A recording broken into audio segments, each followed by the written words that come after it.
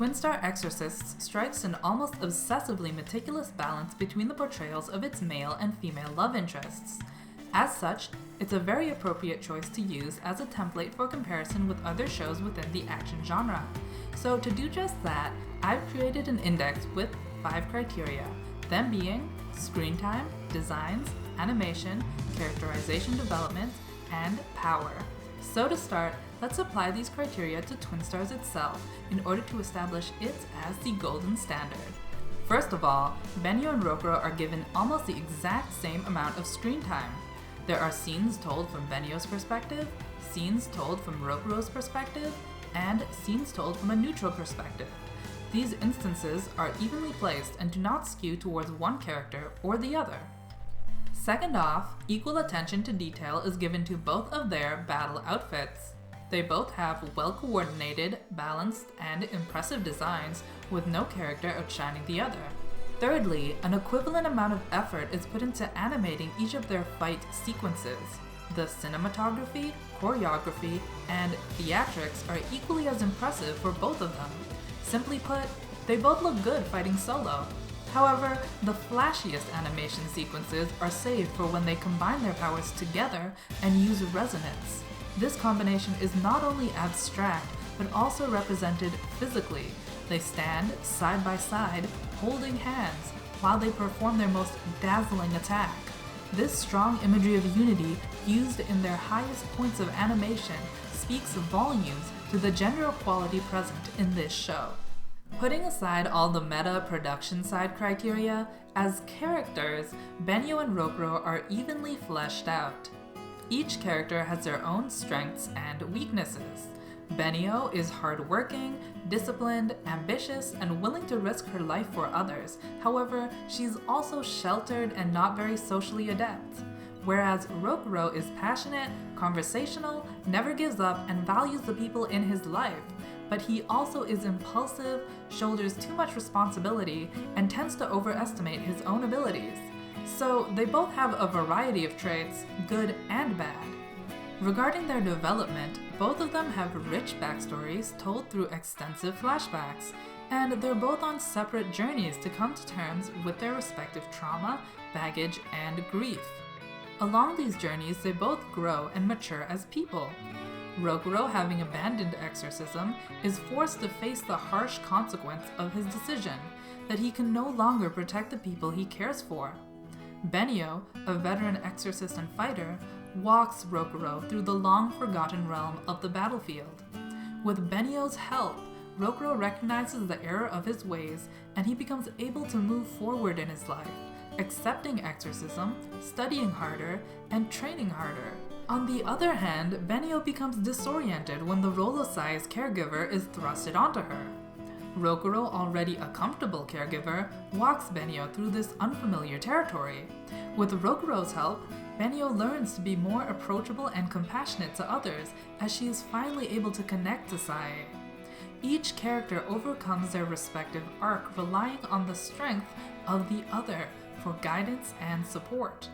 And by letting the other's strength make up for their own weaknesses, they discover a deep appreciation for each other, despite their initial distance. In terms of the final criteria, Rokuro's and Benio's power level are on similar orders of magnitude. Rokuro specializes in strength, while Benio specializes in speed. Rokuro can use single strong enchantments, while Benio can use multiple standard strength enchantments. Due to this, Rokuro is best suited for fights against single strong kegare, while Benio is not. Similarly, Benio is best suited for fights against multiple standard strength kegare, while Rokuro is not. Either can steal the show given the right circumstances. Regarding power-related plot developments, when Rokuro is revealed to be corrupted by kegare, it's not long before Benio herself becomes corrupted. And when Rokuro is revealed to be the embodiment of yin, it's not long before Benio is revealed to be the embodiment of yang. Situations arise where Benio must be saved by Rokuro, and situations arise where Rokuro must be saved by Benio. Even regarding exploitation, there are times when Benio faces sexual harassment, and there are times when Rokuro faces it. Their power dynamic never truly shifts one way or the other. They remain each other's peer in every sense. So I've pretty much established Twin Stars as being systematically equal in its portrayal of its male and female love interests. But why does this matter? Well, it matters because this is quite an uncommon feat in the action genre. To demonstrate why, I'm going to evaluate a number of other shows, but by doing so, I'm not trying to imply that these other shows are necessarily bad. I'm also not saying that everything needs to be equal in every way. I'm just identifying the lack of gender equality prevalent in the genre in order to substantiate Twin Stars as progressive. So let's start with My Hero Academia. Deku has way more screen time than his implied love interest, Uraraka. Deku gets the best animation sequences and choreography, while Uraraka's fights are not flashy, nor do they require her to move her body much. Deku has a rich backstory with emotionally striking developments, while we know nothing about Uraraka. Finally, Deku's power outclasses Uraraka to the point where they're practically incomparable. How about Blue Exorcist? Rin has way more screen time than his love interest, Shiemi. Rin gets amazingly designed flames, while Shiemi wears your standard school uniform. Rin is the star in terms of animation and choreography, while Shiemi summons a demon to fight in place of her. Rin is characterized with an identity insecurity of being Satan's son, a complex relationship with his brother, and the pressure of being feared by the ones he cares about the most, whereas Shiemi is characterized by being shy. And again, Rin's power outclasses Shiemi to the point where they're incomparable. Moving on to Fairy Tail, Natsu's character design is much more iconic than that of his implied love interest, Lucy. Natsu gets some of the best animation and choreography, while Lucy summons spirits to fight in place of her.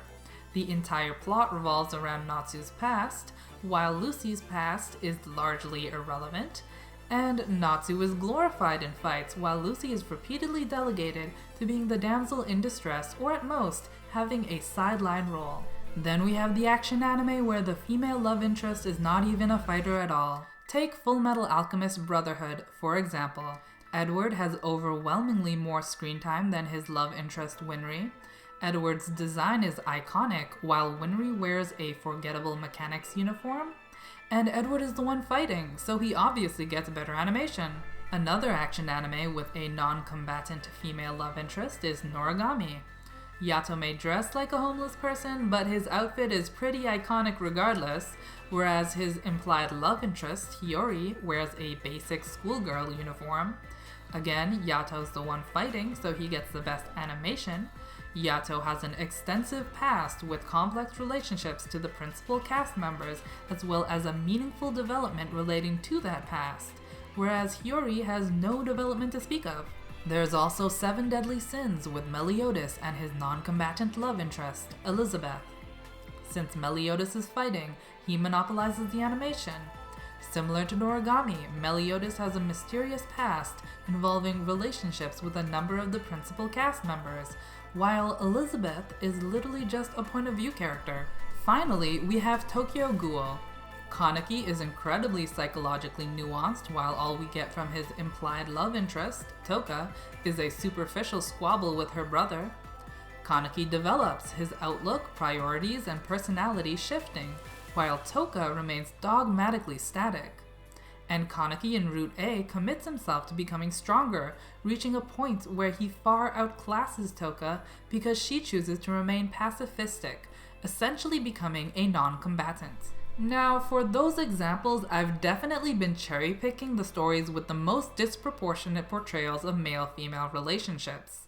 However, there are also a number of action anime that do a good job of maintaining gender equality. Not quite as perfectly as Twin Stars, but good nonetheless. Consider Fate's Stay Night Unlimited Blade Works with Archer and Saber.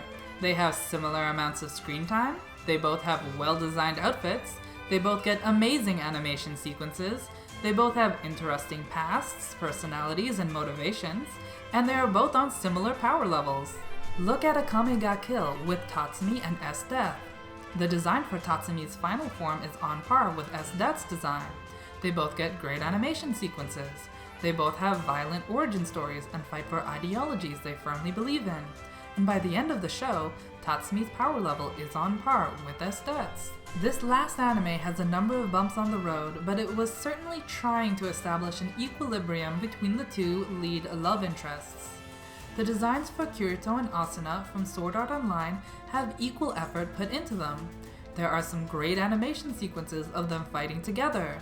They both get arcs where they develop. In the Gun Gale Online arc, Kirito faces the guilt of being a murderer and SAO, while in the Mother's Rosario arc, Asuna convinces her mother of the emotional value invested in virtual reality, and both of them are known for being notably strong fighters. So the point I've been trying to get across with this video is that a handful of action anime have a semblance of gender equality, a whole lot of others do not, but either way, none really reach the pinnacle of equality that we get from Twin Stars. It's simply the best in this regard from what I've seen. Only if a show respects its characters enough to put them on an even playing field will I as a viewer respect their relationship enough to get invested in it. Twin Stars did an excellent job at getting me invested in the relationship between its main cast, and I would love to get invested in more relationships from shows to come.